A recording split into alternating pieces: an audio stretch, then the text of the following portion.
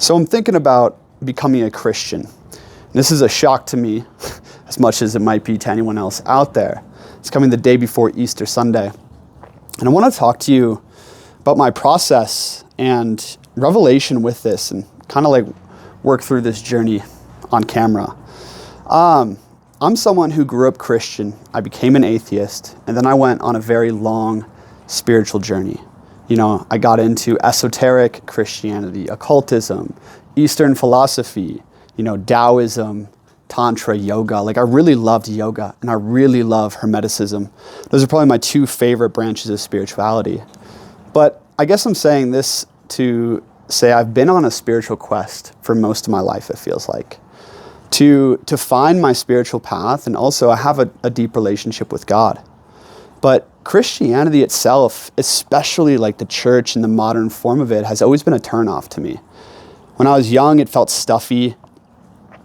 And yeah, like I wasn't really connected to it. And even now it feels it's lacking vitality. It's lacking inspiration. And there's a lot of like hypocrisy within the church. And honestly, like, you know, born again Christian people, like, they're not really my people. I wouldn't see myself like going back to church unless it's a really inspiring pastor and maybe a more esoteric and like deeper mystical version of Christianity.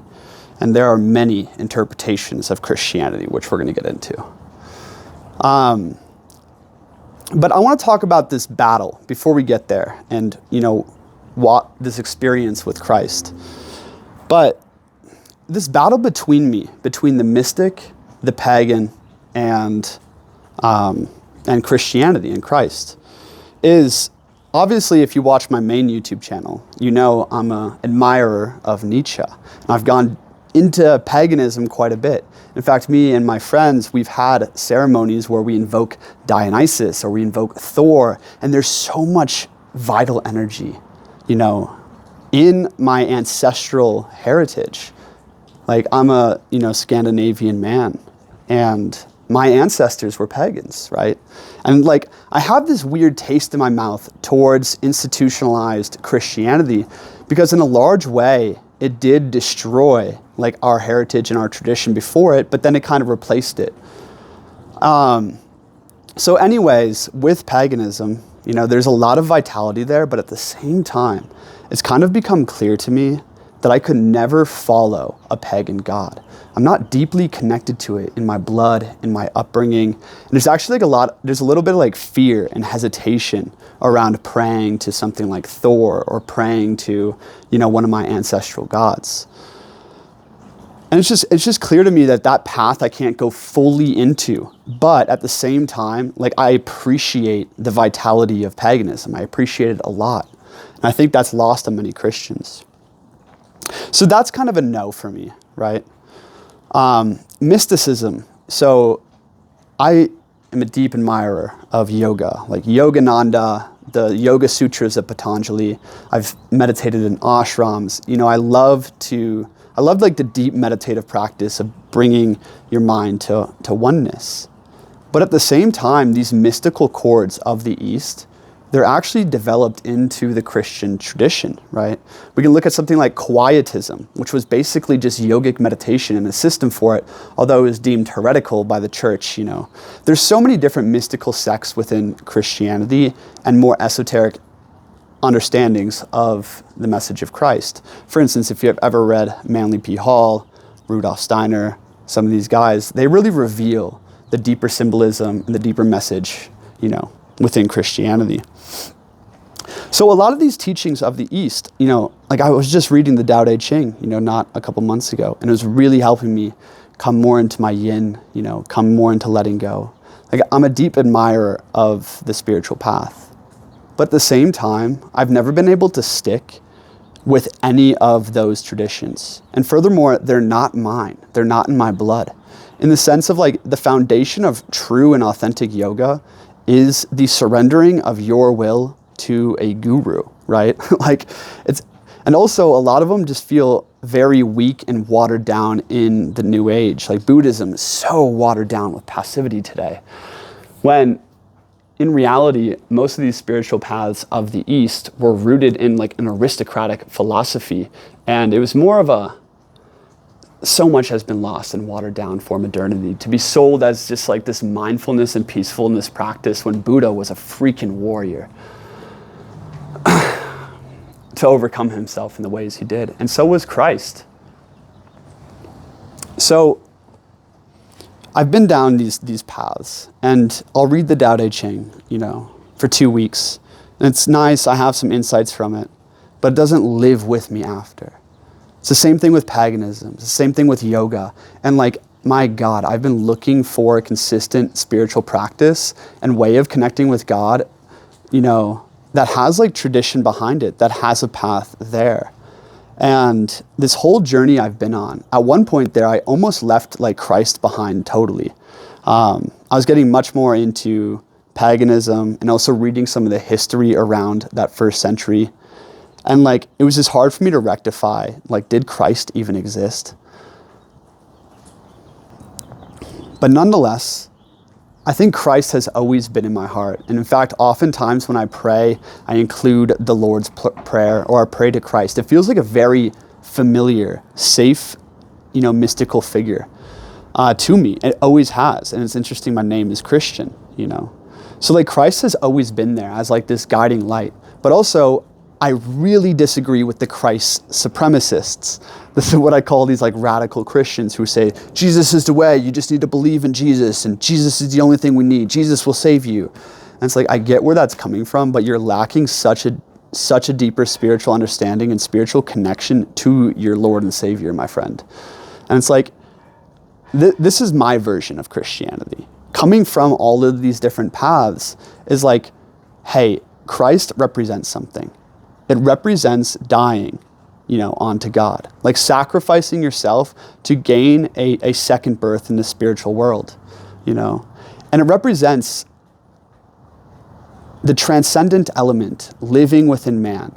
I think I could get much deeper into this understanding. I'm developing it myself and my own thoughts around this. But nonetheless, there's a lot of reasons Christianity turned me off, but my relationship to Christ has always been really strong. And for people who like to argue over ideologies like paganism or mysticism or only yoga is the way, or you got to follow Buddha, or you got to follow Christ, like, people get really fanatical about these things. And I think fanaticism comes from a lack of understanding. Like, if you actually go deeper into the text, for instance, when Christ said, I am the way and the truth and the light, and no one comes onto the Father except through me, maybe Jesus the man wasn't speaking that. Maybe Christ, the Christos, the anointing light of God, was speaking that.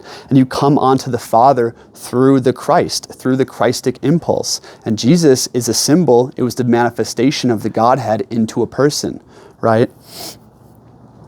So it's like that idea, okay, that's compatible with mysticism. That's compatible with other walks of life. And to make matters, take it to the next level, there's a lot of Neoplatonic thinkers and followers of Christ like Iamblichus and Plotinus, And a lot of the early Christians and early Gnostics, they spoke of Christ, right? But they also spoke of other gods, of angels, of a pantheon of deity and spiritual beings underneath Christ and underneath God. And there's a hierarchy in the spiritual world. And I think this is something that Christians are missing, and something that, like, for me, if I'm going to be a Christian, it's like, okay, I have a relationship with Christ primarily and God through him. But at the same time, there's space for other things. So why would I even become a Christian? I'd become a Christian because I am desperately and deeply needing tradition, okay? Tradition is very powerful in the sense of all of these minds and experiences and collective wisdom and great leadership and great saints and prophets and like a movement exists within the Christian foundation, right? And also, my mind and psychology are already oriented towards Christ. Now, whether or not you think, oh, Christ is a dead Jew pinned to the cross, or Christianity is a slave morality, if like the Nietzschean point of view, it's like, I understand that lens, and I'd say mainstream Christianity, it's not for me. But at the same time, there's a deeper understanding within Christianity. It can give structure to your spiritual life and spiritual practice.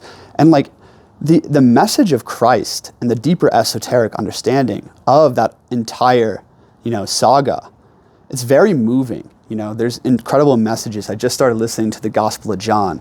So I'm over the next, week or so, I'm going to read through all the Gospels and see if it really resonates with me. See if there's juice in there. It's not going to triumph this will to power and more of the life affirmation. I totally believe in radical life affirmation, but I also believe in having a foot in the spirit. And if I can have a tradition that anchors that, all the better. And it's I think I'm too weak by myself to have real spiritual discipline that I desire, to have the real relationship with God that I desire. And it's spirituality, as I've gotten deeper and deeper into it after almost a decade now, it feels undisciplined. It feels vague, especially if you've been in as many places as me. There's all these different practices you could do. There's all these different paths you could take, right? But I think that true spiritual development comes from a very consistent and dedicated way of thinking and relating to God and the world. And as you go through a tradition, you come to a deeper understanding that is revealed in that tradition. And I couldn't do yoga. I couldn't do paganism, right? And esotericism is too vague by itself. It's lacking the worldly structure. And this is what brings me to Christianity. And I'm whether or not, Christianity appears weak and it's created life denial and it usurped my ancestors and regardless of all of those things, I think it holds the roots of what the West actually needs right now. Because my whole life and mission is dedicated to building brotherhood, to building new tribes, to building new culture. And the foundation of culture is religion, right? And religion, in my mind, is a shared spiritual practice. It's a tradition. It's a way of relating to God and each other. And it gives structure to life and meaning to life. And yeah, I think we, the leaders of this new movement can embody perhaps an older or more mystical version of Christianity, but nonetheless, we need to be rooted in tradition. And I don't think paganism could ever fill those shoes because a lot of people have the same reaction that I have, and I'm someone who's very, very open to spiritual experiences. So I think Christianity, it really seems like the way. And furthermore, my own experiences and revelations around Christ have always been very strong. My name is Christian. And Christ is the one path, the one God that I feel I could actually commit to, have discipline, have kindredness, and also maybe open this very narrow-minded Christian understanding of the world to a broader view that can invite, the broader tribe to actually join in on something that feels alive, that feels vital, but is also grounded in tradition. So I think a million more things could be said. I'm going to go read the Gospels and I'll update you on the other side. Yeah, my voice is a little shaky today. Anyways, there's a link below if you want to talk to me one-on-one. Peace.